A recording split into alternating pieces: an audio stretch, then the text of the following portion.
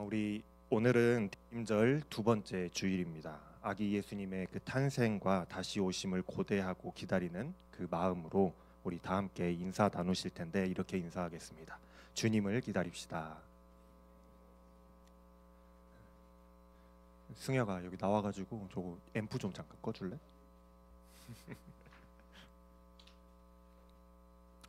네, 지금 여기가 너무 따뜻해가지고 여러분들 좀 졸리실 것 같아요. 히터는 꺼버렸는데 여러분들 좀 졸리시면은 일어나서 잠을 좀 깨시고 옆에 사람이 조는 것 같으면 쿡쿡 찔러가지고 못 자게 좀 만드시면은 좋을 것 같습니다. 아 건반 때문에 나는 소리야? 저기 그냥 합시다. 오늘 말씀의 제목이 너무 조그만해서 잘 안 보이시죠? 탈출은 지능순입니다. 오늘 말씀의 제목이 굉장히 좀 마라맛이죠. 자극적인. 호세아서 처음부터 끝까지 이스라엘을 향한 하나님의 심판에 대해서 선포하고 있습니다. 계속해서 이스라엘의 행태와 그 잘못, 이스라엘 백성들이 잘못하고 있는 것을 지적하고 그것으로 인해서 하나님께서 이스라엘을 찢으실 것이다, 버리실 것이다, 심판하실 것이다 라고 선포하고 있어요. 처음부터 끝까지요. 그래서 지난주 말씀에 하나님께서 원하시는 것은 무엇이라고 선포했습니까? 하나님께서는 이스라엘이 잘못된 길에서 다시 돌이켜서 하나님께로 돌아오는 것을 원하신다라고 했어요. 풍요를 쫓아가 살아가며 우상을 숭배하고 하나님을 배반한 그 이스라엘이 다시 돌이켜서 하나님께로 돌아오기를, 돌이켜서 하나님께로 돌아오는 것을 하나님께서 간절히 원하신다. 돌아와서 어쩌라고요? 돌아와서 하나님을 알아가라고요. 하나님을 알아가기를 원하세요. 이방 우상과 사귀면서 그것들에게 관심을 갖고 사랑하는 것, 그것들을 사랑하는 것이 아니라 하나님을 더욱더 알아가며 하나님과 교제하며 하나님을 사랑하기를 하나님께서 원하신다고 하셨어요. 그래서 하나님께서는 하나님을 사랑하되 진심을 다하여 사랑하기를 원하신다라고 말씀하고 계시는 겁니다. 그저 형식적으로 드려지는, 오늘 찬양에도 나왔지만 그냥 드려지는 그런 형식적인 절차상 드려지는 그런 예배와 제물이 아닌 정말로 하나님을 사랑하는 진심이 담긴 그런 사랑을 하나님께서 원하신다는 거예요. 니들이 나한테 예배 드리는 거 정말로 사랑을 담아서 드려라. 나는 그걸 원한다. 하나님을 떠나서 풍요를 쫓고 우상을 사랑하는 그 이스라엘이 다시 하나님께로 돌아와 하나님만을 사랑하기를 원하시는 것이 바로 호세아서에서 말씀하고 있는 선포입니다. 하나님께서 원하시는 거예요. 호세아서의 선포는 처음부터 끝까지 그걸 이야기하고 있어요. 그럼에도 불구하고 이스라엘의 지금 작금의 그 행태는 도저히 하나님께서 참으실 수 없을 지경에 이르렀기 때문에 하나님께서는 호세아를 통해서 심판하시겠다라고 선포하시죠. 그런 하나님의 심정이 호세아 1장에 나와요. 바로 호세아의 이 세 명의 자녀들의 이름에서 그게 나타납니다. 하나님의 마음이요. 호세아의 첫 번째는 아들이었어요. 하나님께서 그 첫째 아이의 이름을 이스르엘이라고 하셨습니다.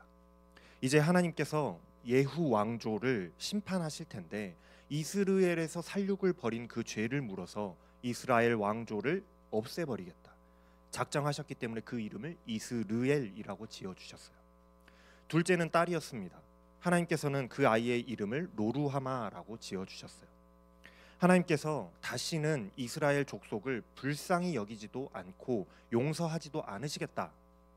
하나님의 그 실망함, 하나님의 그 심판의 의지가 담겨있는 이름이 둘째의 이름이었어요. 셋째는 다시 아들을 낳았습니다. 하나님께서는 이 아이의 이름을 로암미라고 지어주셨어요. 이 이름의 뜻은요, 가슴 아프게도 이제 너희는 내 백성이 아니오, 나는 너희의 하나님이 아니다. 부모와 자식 간의 그 손절의 의미를 담고 있는 이름이 지어졌어요. 하나님의 진노가 얼마나 컸던지 호세아서가 시작되면서 1장에서부터 하나님은 이스라엘과 관계를 끊으실 것을 천명하시면서 호세아서의 심판의 선포가 시작되고 있습니다. 하나님께서 진절머리 치실 만큼 이스라엘의 상태가 심각했음을 우리가 이 이름을 통해서 느낄 수가 있어요. 하지만 그렇다고 해서 하나님께서 정말로 진짜로 이스라엘을 포기하시고 그들을 완전히 버리시고 폐기하시겠다라고 손절하시겠다라는 의미의 심판을 선포하는 것이냐 하면은 그건 또 아니에요. 하나님이 진짜로 얘네들을 버리겠다라는 그런 의미가 아니었다라는 겁니다. 지난주 말씀도 그렇고 오늘 말씀 14장의 말씀도 그렇고 호세아서의 중간중간에 반복해서 언급하고 있기를 하나님께서 언젠가 이스라엘을 다시 회복시키실 것이다라는 그 장밋빛 미래에 대해서 회복과 치유에 대한 언급이 계속해서 이렇게 반복되고 있기 때문에 하나님이 진짜 이스라엘 백성들을 완전히 없애버리겠다, 죽여버리겠다라는 그런 말씀을 하시는 건 아닐 거라는 거예요. 결론은 이거예요. 지금 하나님께서 이스라엘의 모습을 보시고 화가 머리끝까지 나셨고 이 손절을 할 만큼 너희들이 이제 내 자녀가 아니야 라고 손절을 할 만큼 화가 나셔서 심판을 하시겠다고 말씀하시고 또한 심판하실 테지만 진짜로 심판하실 테지만 결국은 너희가 돌아오기만 하면 하나님을 힘써 알면 하나님을 진심으로 너희가 사랑하기만 하면 하나님이 너희에게 원하시는 그것을 너희가 행하기만 하면 하나님께서는 너희를 언제든지 다시금 회복시키실 것이다. 그러니 돌아오너라 하는 말씀을 전하고자 하시는 거예요. 이게 호세아서에서 하나님께서 선포하시는 심판에 담겨있는 의미입니다. 호세아서의 절대적인 많은 비중을 차지하고 있는 이스라엘의 심판, 이스라엘의 심판에 대해서 하나님께서 심판하시겠다는 말씀에 할애되고 있지만은 몇 안 되는 작은 비중의 회복의 말씀을 위하여서 이 심판의 말씀이 선포되고 있더라는 거예요. 마치 부모가 말 안 듣는 자녀에게 이놈 아저씨 와서 이놈 하라고 한다 하는 것처럼 일종의 충격요법처럼 정신 차리게 만들려고 하시는 말씀이라는 거죠. 하나님은 진실로 하나님의 백성을 다 버리시고 손절하기를 원하시는 게 아니라는 거예요. 그런 것을 원하지 않으세요. 오히려 사랑하시되 끝까지 사랑하셔서 그들이 하나님의 백성들이 깨닫고 돌아오기를 바라고 계십니다. 이게 바로 하나님의 은혜요, 하나님의 한없는 사랑이에요. 그런데 우리가 여기에서 착각하면 안 되는 게 한 가지 있어요. 하나님의 사랑은 값 없는 사랑이다라고 착각하시면 안 됩니다. 흔히 우리는 하나님의 구원이, 하나님의 구원하심이 값없이 주어지는 것이라고 생각해요. 그래서 하나님의 사랑은, 하나님은 사랑의 하나님이시라 우리가 무슨 죄를 지어도, 어떠한 죄를 지어도 우리를 용서하신다라고 생각합니다. 그러나 이것은 맞는 말이기도 하면서 또한 틀린 말이기도 해요. 하나님은 우리를 너무나도 사랑하십니다. 이건 사실이죠. 이건 한 진리예요. 하나님께서 우리를 사랑하신다는 건 진리예요. 하나님은 하나님의 백성들을 너무나도 사랑하세요. 그래서 하나님의 백성들이 언제든 돌아오기를 원하십니다. 그래서 아무리 커다란 죄를 지었다고 할지라도 하나님을 모른다고 부인하고 하나님을 미워하고 다른 우상을 섬기는 그런 삶을 살아가고 있다라고 할지라도, 그런 이스라엘 백성들이고 그런 우리들이라고 할지라도 말로는 저것들 이제 나랑은 관계없고 상관없다라고 말씀하시면서도 사랑하는 자녀들이 돌아오기를 원하시고, 돌아오면 언제 그랬냐는 듯이 용서하시고 사랑하시는 하나님이세요. 이런 점에서 하나님은 우리를 사랑하시고 또한 용서하시는 하나님이시죠. 그러나 이런 하나님의 용서와 사랑과 구원이 값없는 것은 아니라는 거예요. 이것을 값이라고 하기는 조금 애매하기도 하고 대가라고 하기는 조금 어려운 부분이 있기는 하지만, 하나님의 용서와 또한 하나님의 사랑을 받는 것에는 반드시 조건이 필요하기 때문입니다. 바로 회개라는 조건이에요. 회개라는 값이 반드시 필요해요. 하나님께서는 당신의 백성들을 사랑하셔서 언제든지 용서해 줄 준비를 해놓고 예비해 놓고 계세요. 준비가 되어 있으시고 구원하시기 위해서 이미 예수 그리스도를 통해서 구원의 통로를 다 열어놓으셨어요. 방편을 다 마련해 놓으셨단 말이에요. 이미 하나님께서는 모든 준비를 해놓으시고 그 길을 열어놓으셨어요. 하지만 아무리 모든 준비가 다 되어 있다라고 할지라도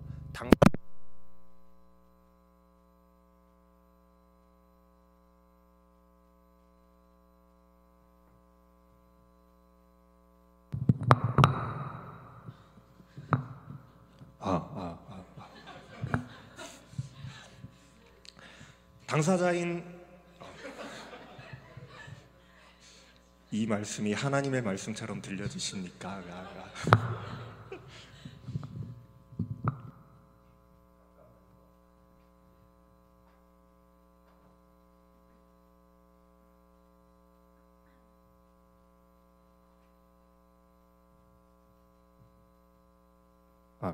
네.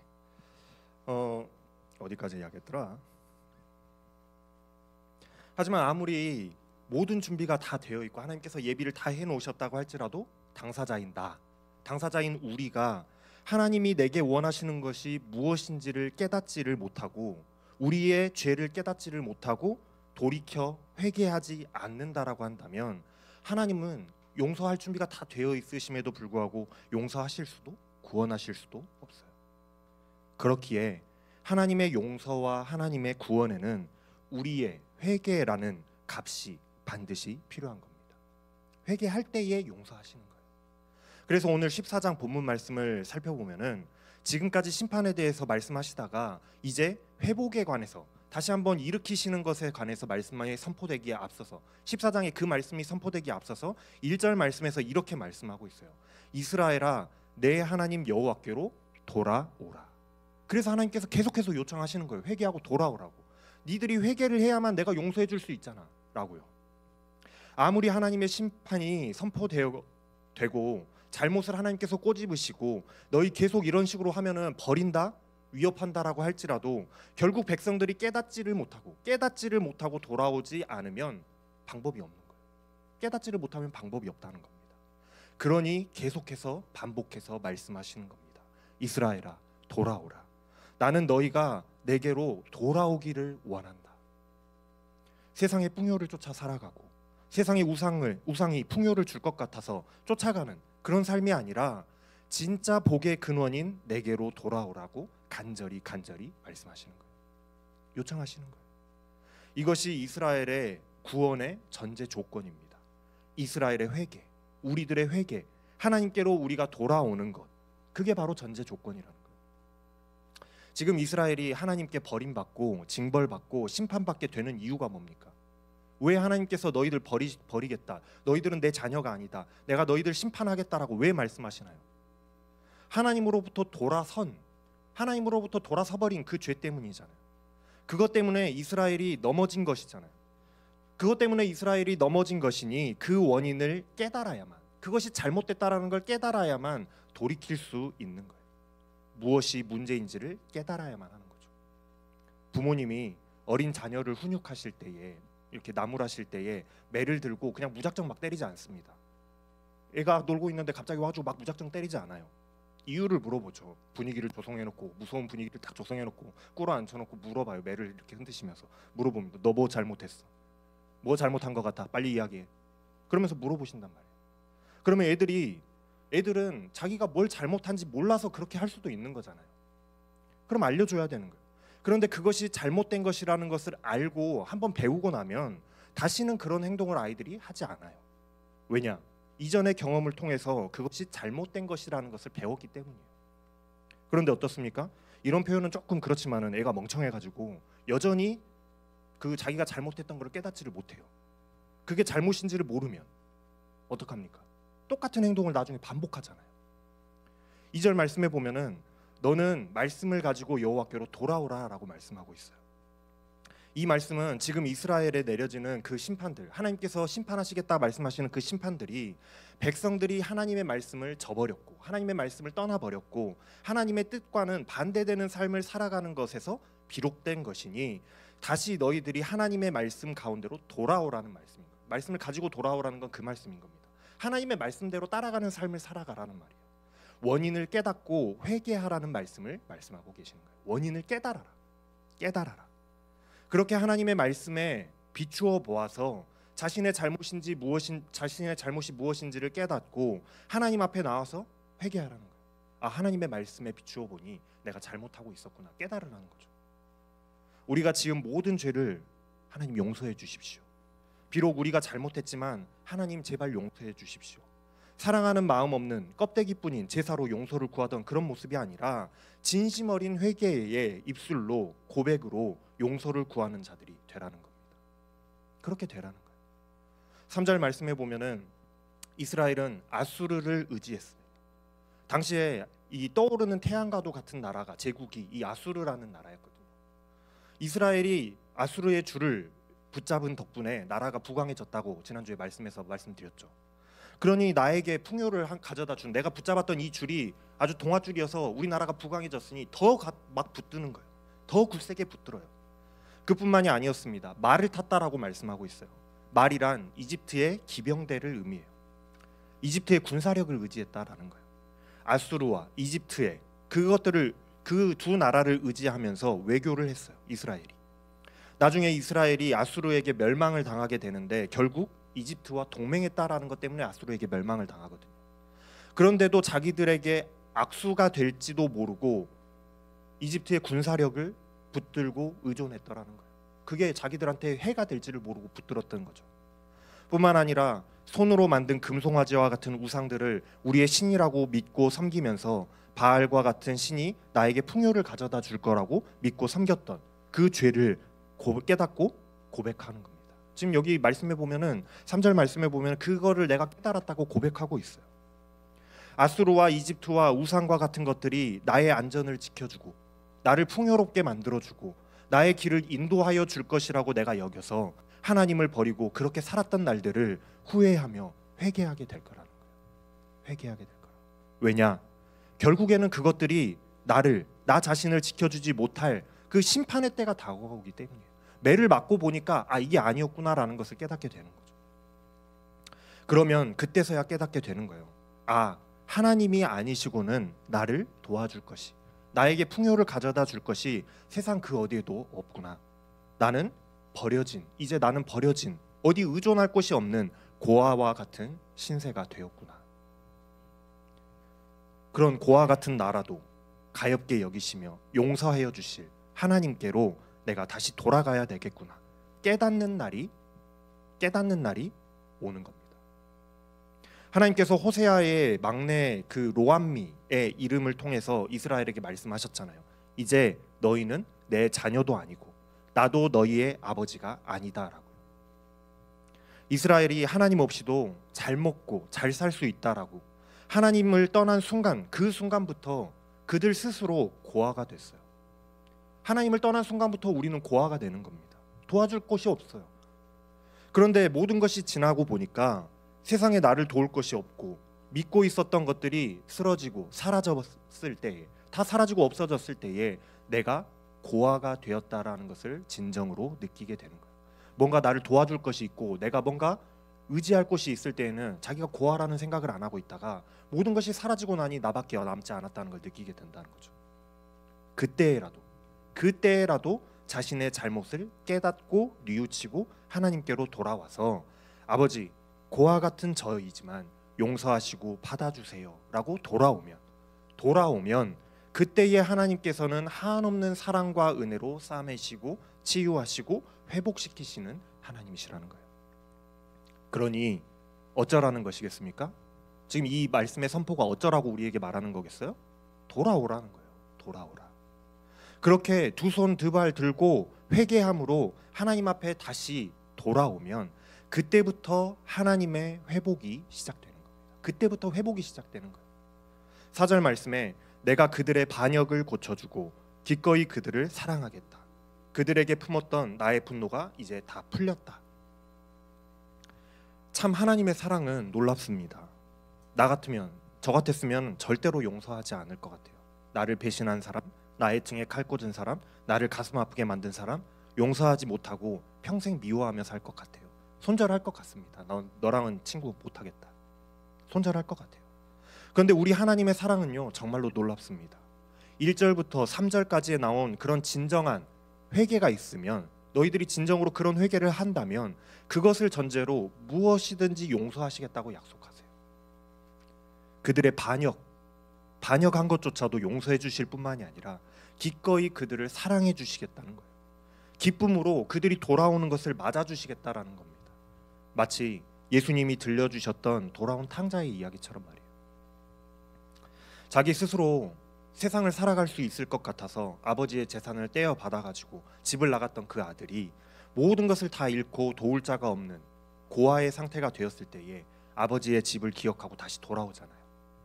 이미 스스로 뛰쳐나갔고 인연을 끊어버린, 손절해버린 그런 아들이었지만은, 모든 것을 탕진하고 잃어버린 무일푼의 그 탕아였지만은 그 아들이 아버지를 기억하고 깨닫고 자신의 잘못을 깨닫고 돌아왔을 때에 아버지는 그 어디에도 서운함도 다 잊어버리고 기쁨으로 오히려 맞이하면서 잔치를 베풀고 사랑으로 그 아들을 맞아주는 거예요.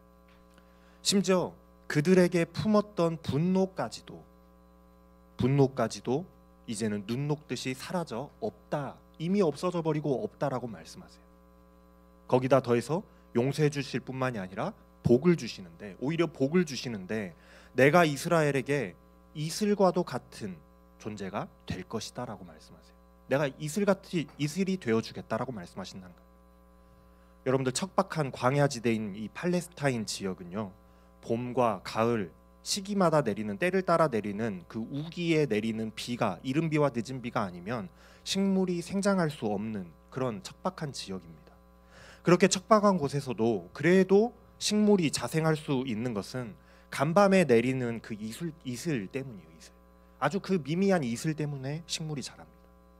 아침 기온차로 생기는 그 이슬은 메마른 땅에도 식물이 살아갈 수 있게 하고 동물들이 목을 축일 수 있게 하는 너무나도 귀한 생명과도 같은 거예요. 그런데 하나님께서 메말라 버린 그 이스라엘의 삶 가운데에 아침 이슬이 되어 주시겠다라고 약속하시는 거예요. 엄청난 축복의 말씀인 겁니다. 더 이상 도움을 구할 수도 없고 풍요를 찾아볼 수도 없는 그 메말라 버린 삶 속에, 그들의 삶 속에 그들의 삶을, 메말라버린 그들의 삶을 촉촉히 적시는 생명의 이슬이 되어 주시겠다라는 거예요. 그래서 이스라엘이 아름다운 백합화처럼 피어나게 하시고 레바논의 백향목처럼 튼튼한 뿌리를 내리게 하시겠다라고 약속해 주세요. 얼마나 귀한 복의 약속입니까? 이스라엘이 하나님을 버리고 풍요를 쫓아서 풍요의 신 바알을 섬겼을 때에 결국 아무것도 얻지를 못했어요. 결국에는 얻지를 못했단 말이에요. 풍요를 원해서 풍요의 신을 섬겼으나 아무런 풍요도 얻지 못했단 말이죠. 아이러니 아닙니까?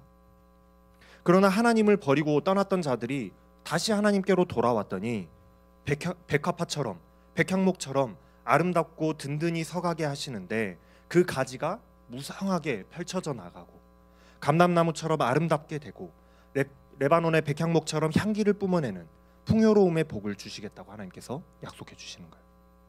바로 하나님의 그늘 아래로, 하나님의 그 품 안으로 돌아와서 살게 되면 그러한 복을 주시겠다라는 거죠. 농사를 지으면 풍성한 곡식을 얻게 될 것이고 포도나무처럼 꽃을 피워나고 레바논의 포도주처럼 유명해질 거란 그런 미래를 약속해 주셔요. 언제 그렇게 된다고요? 언제요? 자신의 죄를 깨닫고 회개함으로 하나님께 돌아오면 그렇게 해주시겠다. 그때가 되면 에브라임은 고백하게 될 겁니다. 에브라임은 북왕국 이스라엘을 말해요. 지금까지 심판의 대상으로서의 북왕국 이스라엘이었지만 그 북왕국 이스라엘이 이제 고백하게 될 거라는 거예요. 그 죄인이 하나님께로 돌아와서 이렇게 고백합니다. 나는 이제 우상들과는 아무런 상관이 없습니다 라고요. 그렇게 고백하게 될 거라는 거예요. 지금까지 지나고 보니, 지금까지 그 세상을 살아가고 시간을 지나와 보니 풍요를 위해 섬겼던 그 우상들은 결국에는 내게 아무런 풍요와 복도 가져다 주지 못했고 오히려 그것들로 인해서 하나님께 징계를 받아서 거지가 됐고 고와 같은 삶을 살아야 했으나 죄를 깨닫고 회개하여서 하나님께로 돌아와 보니 하나님께서 주시는 풍성한 복이 있었고 그 둘을 모두, 양쪽 모두를 다 경험하고 보니 이제는 고백할 수 있다라는 겁니다. 이제는 알겠다라는 거예요. 더 이상 나는 우상을 섬기지 아니하겠노라. 나는 하나님만을 섬기겠노라고 이제 고백하게 되는 거예요. 무엇이 진짜인지를 알게 된 거예요. 그렇게 될 때에 하나님께서 응답하시는 겁니다. 그런 고백을 할 때에 나는 이제 우상과는 상관없고 하나님만을 섬기겠습니다라고 고백할 때에 하나님께서 응답하시는 거예요. 내가 너를 지켜주마. 나는 무성한 그 잣나무와 같으니 너는 나에게서 필요한 열매를 언제든지 얻을 수 있으리라 라고 말씀해 주십니다. 하나님께서 보호자가 되어주시고 도와주는 자가 되어주시고 먹이시고 입히시고 인도하시는 하나님이 되어주시겠다고 약속해 주시는 말씀인 거예요.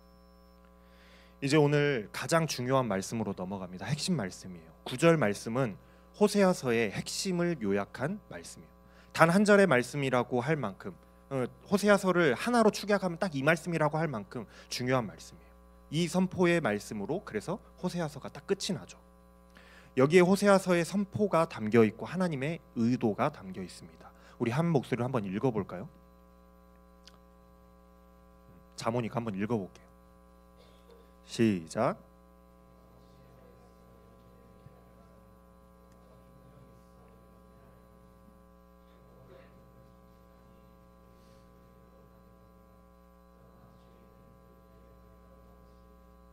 제가 너무 키가 커가지고 가려서 안 보일까봐. 오늘 말씀을 전하면서 제가 계속해서 여러분들에게 강조한 것이 있습니다. 바로 하나님께로 돌아오라는 말씀이었어요. 그런데 그냥 돌아오는 게 아닙니다. 그냥 돌아오는 게 아니에요. 깨닫는 자가 깨달을 때에 돌아올 수 있다라는 것, 깨닫다라는 것을 여러분께 계속해서 강조해서 말씀을 드렸어요. 그것이 바로 9절 말씀의 핵심입니다. 이런 말이 있습니다. 여러분들 주식하거나 아니면 뭐 코인을 하거나 이러신 분들은 아마 많이 들어보셨을 말일 것 같아요. 탈출은 지능순이다. 벌써 피식피식 웃으시는 분들은 주식하는 사람들인 것 같아요. 여러분들도 한 번씩 아마 인터넷에서 떠돌아다니는 이 말을 들어보셨을 거라고 생각합니다. 어떤 안 좋은 상황에 처해 있을 때에 그 상황을 빠르게 판단하고 깨닫고 판단하여서 그것을 털어버리고 빠져나오면 커다란 손해를 보지 않을 수 있지만 미련하게 고집부리고 이상한 믿음을 가지고 계속해서 그 자리를 지키고 있다가는 함께 나락을 가게 되는 상황을 비꼬는 말로 사용되는 말이 바로 이 말이에요. 탈출은 지능순이다. 주로 주식이나 코인 하는 사람들이 많이 쓰는 말이긴 합니다. 탈출은 지능순이다. 오늘 말씀, 이 호세아서의 말씀은 정확히 이 말씀을 하고 있습니다. 아주 똑같은 말씀을 하고 있어요. 9절 말씀에 누가 지혜가 있어 이런 일을 깨닫겠느냐라고 질문하죠. 지혜로운 사람이라면 지금까지 호세아를 통해서 하시는 하나님의 이 선포, 심판의 선포의 말씀을 깨달으라는 거예요. 지금까지 하나님께서 무슨 말씀 해주셨습니까? 1장부터 13장까지 13장의 말씀을 통해서 하나님께서 무슨 말씀하셨어요? 하나님의 백성들이 하나님께로 돌아오기를 원한다고 말씀하셨어요. 그래서 하나님께서 심판을 선포하시면서 너희의 잘못을 깨닫고 돌이켜서 나에게 돌아와야 된다라고 말씀하셨습니다. 내가 너희를 버리기 위해서 심판하는 것이 아니라 돌아오게 하기를 원하여서 심판하는 것이기 때문에 무엇이 잘못되어서 이런 심판을 당하는 것인지를 깨닫고 돌아오라는 의중이, 하나님의 뜻이 그 안에 숨겨져 있었어요. 하나님께서 이렇게 구구절절 13장이나 걸쳐서 말씀하시는데도 불구하고 이 말씀의 의미를 깨닫지 못하는 사람은 어떻게 되겠습니까? 하나님께서 말씀하시는데 깨닫지 못하는 사람은 어떻게 되겠어요? 하나님의 심판에서 탈출할 수가 없는 거예요. 지혜로운 사람이라고 한다면 하나님의 이 말씀이 선포되어졌을 때에 하나님의 말씀의 속에 담겨 있는 하나님의 뜻을 빨리 캐치하여서 이거 이러다가는 큰일 나겠구나, 빨리 깨달은 다음에 서둘러서 그 침몰하는 배에서 탈출해야 되는 겁니다. 그래야 구원을 얻을 수 있는 거예요. 하나님께로 빠르게 돌아와야겠죠. 그렇게 빨리 지혜로운 사람은 빠르게 돌아올 수 있습니다. 그러나 미련한 사람은 이게 도대체 뭔 소리요? 하다가 탈출을 못하는 거예요. 지혜로워서 이 경고를 빨리 깨닫는 순서대로 하나님의 심판을 탈출할 수 있는 겁니다. 하지만 끝까지 깨닫지 못하면 그대로 그 침몰하는 배와 함께 죽는 거예요. 또 이어서 말씀하죠. 누가 총명이 있어 이런 일을 알겠느냐. 이 말씀도 같은 말씀이에요. 지혜가 있는 사람은 이 심판의 선포가 빨리 하나님께로 돌아오라는 거구나를 깨달아 알 수 있는 것과 같이 총명한 사람은 이 선포 속에 담겨 있는 뜻을 금방 알아채는 겁니다. 하나님께서 나를 그냥 버리시고 나를 손절하셔서 더 이상 나를 돕지 않으시겠다, 나를 버리시는 거구나, 이제 나를 죽이시겠다라고 하시는 거구나, 그럼 나를 도와줄 다른 신을 찾아봐야지 라고 생각하면 이거 총명한 겁니까? 흐리멍텅한 겁니까? 출제자의 의도를 제대로 파악하지 못하는 전형적인 공부 못하는 학생이 이런 거예요. 총명이 있는 자는 하나님께서 심판을 선포하시는 말씀 속에서 하나님의 뜻을 빨리 알아채는 사람을 말해요. 총명이 있어서 빨리 하나님의 뜻을 알아채는 겁니다. 아, 하나님께서 지금 내가 잘못된 길로 가고 있는 것을 책망하시는 거구나. 다시 돌아와서 회복되기를 원하시는 거구나. 나를 버리고자 하시는 분이 아니구나. 빨리 돌아오라고 하시는 거구나. 그럼 어서 빨리 이 길에서 탈출해서 하나님께로 돌아가자. 출제자의 뜻을 올바로 파악하는 사람이 바로 총명한 사람입니다. 호세아는 이렇게 지혜로운 사람, 총명한 사람이 되라고 하나님의 백성들에게 선포하고 있어요. 그렇게 마무리를 하고 있습니다. 지금까지 선포한 하나님의 선포를 이해도 못하고 깨닫지도 못해서 탈출을 못하는 바보들이 없었으면 좋겠다라고 말하고 있는 거예요. 누가 과연 지혜로운 사람이냐? 누가 과연 총명이 있는 사람이냐? 제발 좀 깨달아 알아라. 그 말을 하고 있는 거예요. 왜냐하면 여호와의 길은 올바른 길이기 때문에, 하나님의 길이 올바른 길이기 때문입니다. 지혜가 있고 총명이 있는 자들은 혹시라도 잘못된 길로 들어섰다라고 할지라도 빨리 깨닫고 돌아오거든요. 빨리 깨닫고 돌아와요. 왜냐하면 지혜가 있고 총명이 있기 때문에 빨리 알아채는 거예요. 그런 자들은 하나님의 길로 행하는 의인이고, 그런 의인들은 생명을 얻는 거예요. 빨리 알아채니까, 빨리 탈출하니까. 왜냐하면 탈출했기 때문입니다. 죄와 사망으로부터 탈출했기 때문에 사는 거예요. 그러나 반대로 하나님의 길로 행하지 못하는 사람, 하나님의 길과는 반대로 달려가는 사람, 우리는 이런 사람을 하나님을 떠난 사람을 죄인이라고 하죠. 미련하고 총명하지 못한 이런 죄인은 하나님의 뜻을 깨닫지도 못하고 또한 이해하지도 못해서 잘못된 길을 내가 달려가고 있으면서도 무엇이 잘못된지를 몰라서 그 길을 그대로 가는 거예요. 뭐가 잘못된지를 몰라서. 그러니 결국 그 길을 달려가다가 비틀거려 걸려 넘어져 버리게 되고 마는 거예요. 죄와 사망으로부터 탈출하지 못하는 겁니다. 돌아오라는 하나님의 경고를 깨닫지 못했기 때문에 말이에요. 그러니 호세아는 이 중요한 말씀을 마지막으로 하고 있는 거예요. 14장 9절 말씀에서 탈출은 지능순이다. 그 말을 하고 있는 겁니다.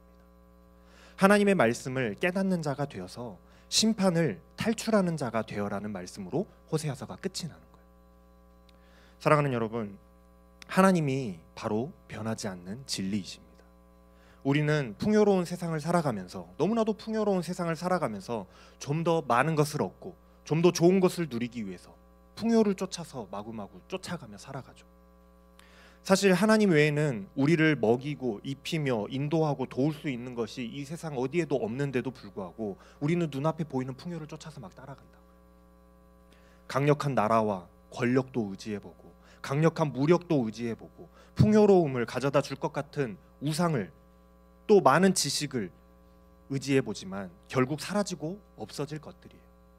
언젠가 갑자기 그것들이 나의 약점이 되고 나에게 걸림돌이 될지 알 수 없습니다.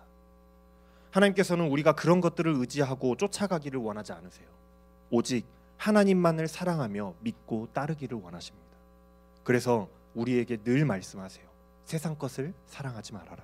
세상의 풍조를 따르지 말아라. 돌이켜 하나님의 길을 따르고 하나님의 말씀을 따르며 하나님을 깊이 알아가며 하나님을 전심으로 사랑하는 자가 되어라. 하나님께서 원하시는 건 그것이다. 그러면 내가 너의 앞길을 책임지고 인도하겠다라고 약속하세요. 이것이 하나님께서 우리에게 원하시는 것입니다. 하나님께서 원하시는 게 다른 게 아니에요. 하지만 안타깝게도 하나님께서 우리에게 늘 이렇게 말씀하시는데도, 성경을 통해서 반복해서 계속해서 말씀하시는데도 우리는 듣기는 들어도 잘 깨닫지를 못해요. 우리는 바보 같은 학생이라 잘 깨닫지를 못한다는 거예요. 여전히 세상의 풍요로움을 사랑하여 그것들과 하나님을 저울질하기 바쁩니다. 잘 알면서도 하나님과 세상의 것을 저울질해요. 이게 더 좋은 것 같은데.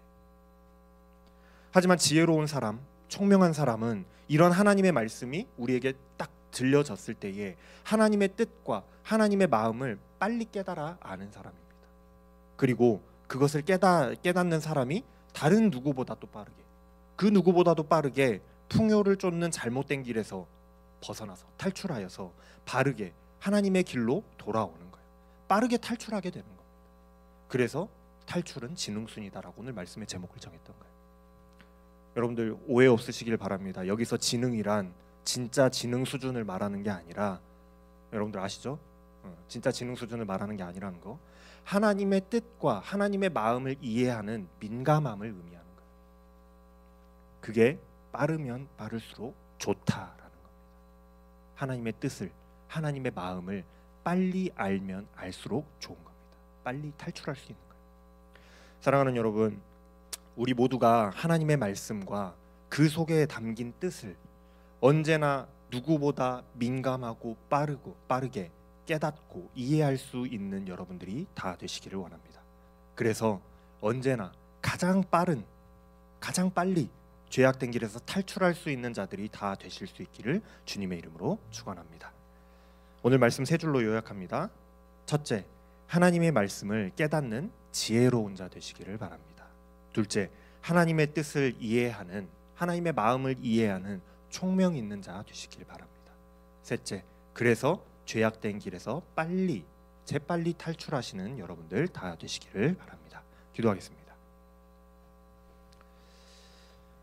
우리가 하나님께로 돌이키기를 원하시는 하나님, 늘 하나님보다도 나의 유익과 풍요를 쫓아 살아가며 고민하고 그것을 쫓던 우리들의 모습을 돌아봅니다. 늘 우리에게 하나님의 말씀을 주시고 세상의 것들에서 돌이켜서 하나님께로 돌아오라고 말씀하시는데, 하나님, 우리가 지혜 있고 총명 있는 자 되어서 하나님의 말씀 속에 담겨있는 뜻을 깨닫고 하나님의 마음을 이해하여서 그때마다 잘못된 길에서 빠르게 돌이켜 하나님께로 돌아오는 자들 다 되게 하여 주시옵소서. 감사를 드리며 우리 주 예수 그리스도의 이름으로 기도합니다. 아멘. 다 같이 일어나셔서